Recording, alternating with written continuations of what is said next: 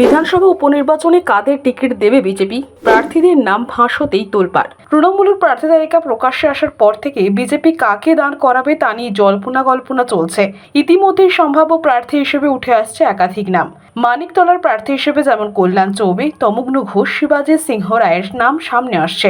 তিনি ছাড়াও মানিকতলার সম্ভাব্য প্রার্থী হিসেবে উত্তর কলকাতার বিজেপি সভাপতি তমগ্ন ঘোষের নামও উঠে আসছে। অন্যদিকে রায়গঞ্জ বা টিএমসি হেভিওয়েট প্রার্থী কৃষ্ণ কল্যাণের প্রতিদ্বন্দ্বী হিসেবে সামনে আসছে বিজেপির জেলা কোষাধ্যক্ষ বিভাস বিশ্বাস ও স্থানীয় নেতা মানস কুমার ঘোষের নাম। রানাঘাটে দক্ষিণে আবার কোনো মহিলা মুখকে প্রার্থী করতে হতে পারে বলে খবর। মিঠুন চক্রবর্তীর হাত ধরে গেরুয়া পতাকা তুলে নিতে দেখা গিয়েছে তাকে। অন্যদিকে বাগদায় কোনো মতুয়া মুখের টিকিট দেওয়া হয় কিনা সে নিয়েও চলছে জোর চর্চা। বিজেপি প্রার্থী হিসেবে একাধিক নাম উঠে এলেও কোনো নামই এখনও শিলমোহর পড়েনি বলে খবর। বঙ্গ বিজেপির প্রধান মুখপাত্র শ্রমিক ভট্টাচার্য প্রসঙ্গে বলেন, সঠিক সময়ে প্রার্থীদের নাম ঘোষণা করবে দল।